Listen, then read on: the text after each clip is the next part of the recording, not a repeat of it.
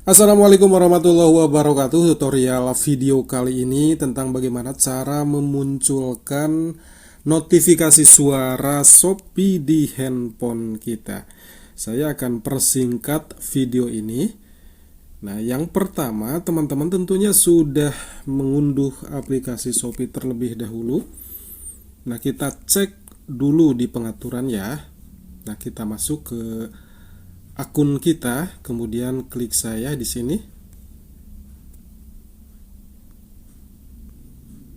Kemudian kita cek di bagian pengaturan. Oke, mana pengaturan ya? Nah, pengaturan akun di sini. Kemudian teman-teman pilih pengaturan notifikasi.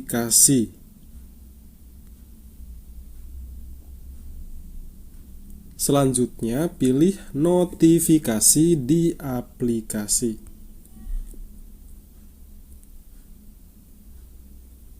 Kita geser di sini. Nah, kita bisa memilih notifikasi suara di sini. Nah, ini ada berbagai macam notifikasi jenis suara yang nanti akan dimunculkan di handphone kita. Kita tinggal memilih ataupun yang lainnya ya. Nah, setelah di sini kita keluar dari aplikasi Shopee.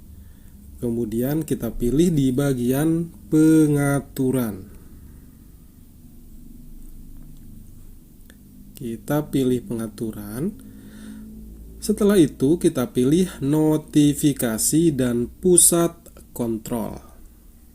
Sekali lagi, notifikasi dan pusat kontrol. Kebetulan saya memakai handphone Xiaomi.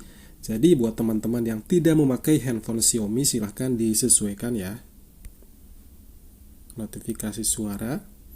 Kemudian pilih notifikasi aplikasi. Kita tunggu ya. Next, kita pilih aplikasi Shopee itu sendiri. Oke, kita cari mana ya? Aplikasi Shopee. Shopee mana ya? Nah, ini dia. Nah, di sini kita klik saja di sini. Kemudian kembali kita geser semuanya di sini di atas ya. Nah, di sini izinkan suara juga kita geser untuk mengaktifkan notifikasi suara di handphone kita. Jika sewaktu-waktu ada pemberitahuan atau notifikasi suara dari Shopee ke handphone kita. Jadi semuanya ini diaktifkan.